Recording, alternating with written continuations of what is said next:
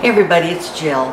I am making a quinoa and asparagus salad, and it has predominantly quinoa and fresh asparagus, some tomatoes, cucumbers, bell pepper, onion, some carrots. It's a very festive, very spring-like salad, and I'm hoping that you like it, so let's get started. This is how I like to prepare my asparagus. You know, most people think that when you have asparagus, you're supposed to bend it, and where it snaps is the most tender part, and you're to discard the other. That's a little tiny piece of asparagus. Now, what I do is I'm able to use this bottom half. I cut off about an inch, inch and a half of the bottom of the asparagus, and I toss it aside. I get my vegetable peeler, and I just peel off all that outer skin, because that's what's making that tough. It's covering over a larger asparagus spear, and once that's gone, that asparagus is able to be cooked very well. And asparagus is so expensive, you don't want to waste any of it. Look at that. Look how nice that is, and look how quickly and easily it snapped. So I will go ahead and show you one more.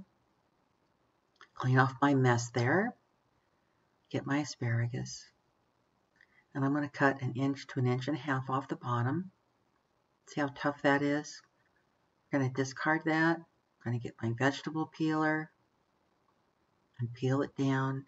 And I go about an inch and a half or so beyond that nice little grassy part at the top. It's about all you need to do. Just go ahead and peel it down. You will be amazed at how tender this is and how much you're able to save. Look at that. Isn't that great? Look at the other part we had. See, it was just one little piece there compared to what I'm able to do when I peel off that. There you go. So now I'm going to go ahead and cook it, just par cook it in some boiling water. Put it in a fry pan. Make sure it's all in there. I'm going to put the lid on it, and I'm going to cook it. I said 5 minutes, as you can see my hand, but it really turned out to be 2.5. So once that's done, I'm going to plunge it into some cold, icy cold water, as you see here I'm doing. And that stops the cooking immediately, and you are also able to preserve that beautiful green color. And I just let it sit in the water till it's cold. That's it on that. And then the cutting, and you'll see how great this is. These are just al dente, just not quite as hard or crisp as it would be if it was raw. And I'm cutting them up about 1/2 inch, 3/4 inch pieces. You could cut them as big as you want, but I don't cut that beautiful top piece. That's like a little jewel inside a salad. And I do cut them on an angle so they look pretty. I cut and I cut and I cut.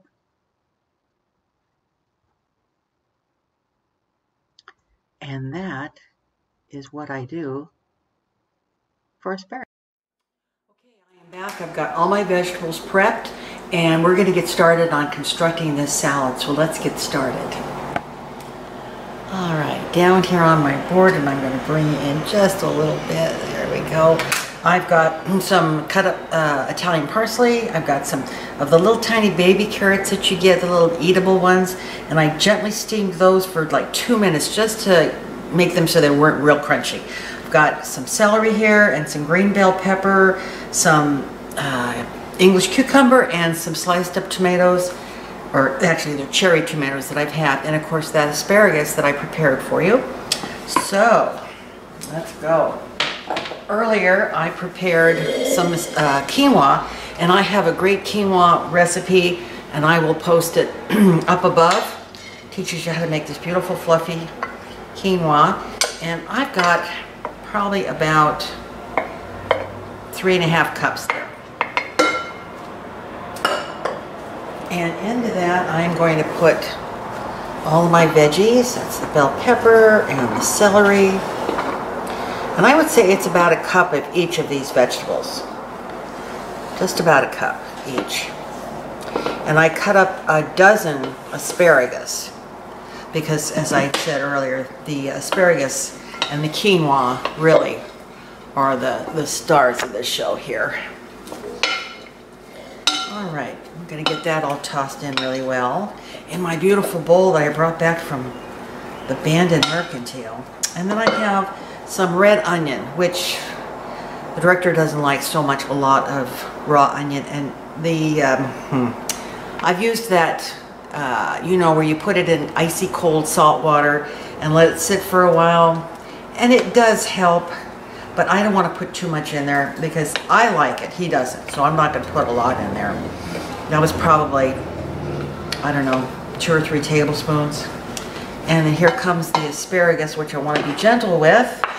I'm going to break that up, but it's just past crunchy, just a little less than crunch. And I'm going to fold that in.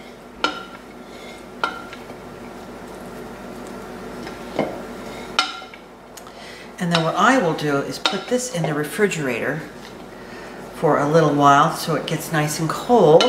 And then we will come back and I will dress it with a very plain, simple Italian style dressing. I usually make dressings, there we go, I'm still getting the hang of it there. I usually make dressings that are pretty straightforward. Some champagne vinegar or white balsamic with a little squeeze of Dijon mustard, some fresh garlic, salt and pepper, and some really good olive oil. And it just makes a great dressing, and you can use it pretty much on everything. But you could dress this with your own favorite Italian style dressing. Bottled dressing would work great. I think the secret here is not to overdress it. Really light. And that's the way we like it. So you get all those flavors, but it's not drowning in salad dressing. So once this is cold, we'll come back and we'll be making the salad dressing. Alright, I'm going to get started on the dressing. I've got some champagne vinegar and some really high quality olive oil. This is from Oregon. It's delicious.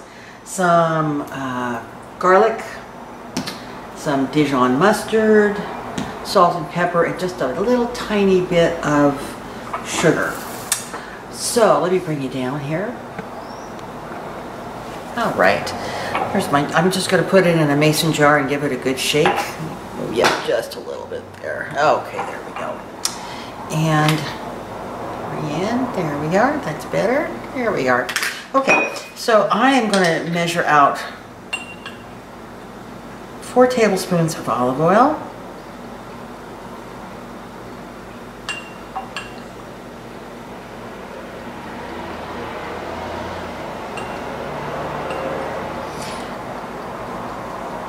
This is super good olive oil.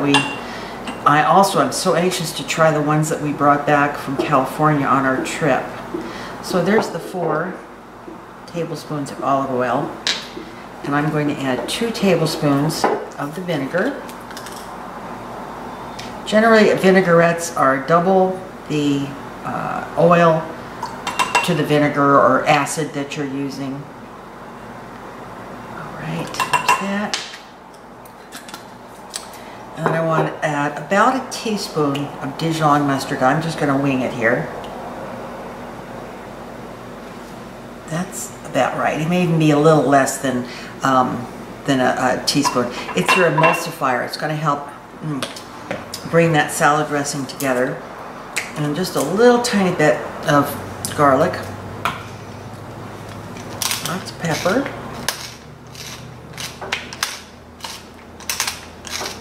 Lots of pepper. We love lots of pepper. And a pinch of salt or salt to your taste. And then just a little tiny bit of sugar. Probably equal pinch to salt. There we go. And my lid here.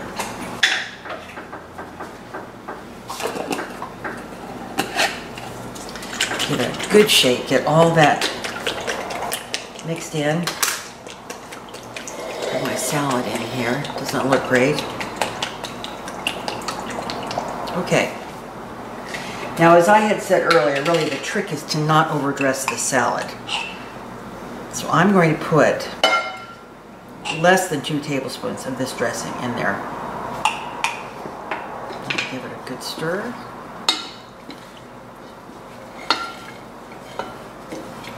This is also good with lemon juice instead of, you know, a white vinegar. And I'm looking here. I want to taste just a little bit to make sure that it is dressed enough. It is, but it needs more salt and pepper. But there is enough dressing there. And where's my salt? There it is.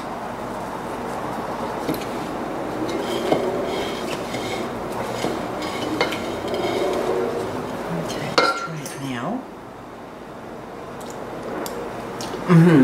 Yeah, that's it. So, back up you come. I'm going to go ahead and stick this in the refrigerator. Cut my head off there. Put it in the refrigerator, make sure it gets good and cold.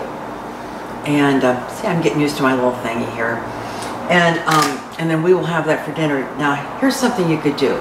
You could chop up, if you wanted to put a little more protein in there, chop up some feta cheese, chop up some tofu. If you like shrimp, little shrimps could go in there. And you could also vary what you put in here. If you don't like asparagus, leave asparagus out.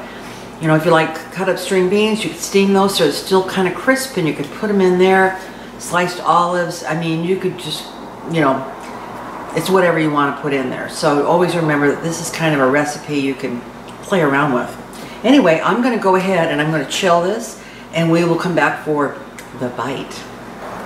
You ready for the bite? The bite? The bite? Okay. This is quinoa salad. Quinoa salad.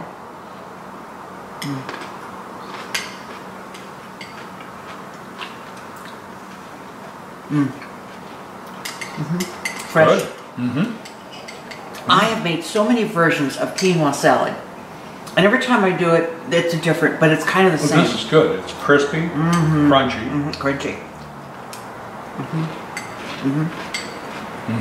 Delicious. Lots of fresh veggies. I like it. Just enough dressing.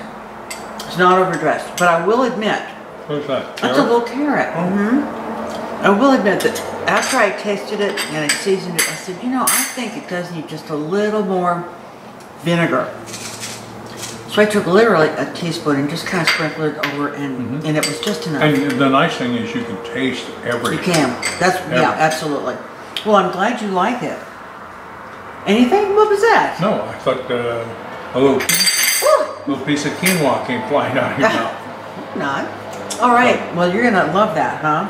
And I'll be picking quinoa out of my teeth all afternoon. And you know, like I said earlier, this would be great with chopped up feta, or if you liked shrimp, you could put shrimp in it. Oh yeah. Or even tofu. Oh, shrimp. Yeah. Tofu. So it's Tofu? really Oh, yeah. you can make like a whole meal, not just a salad.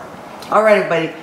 I'll put the recipe. Oh, it's so hard to write these kinds of recipes, but I'll do my best down below. And don't forget to check out my quinoa recipe. That it's up there. Just great quinoa 101.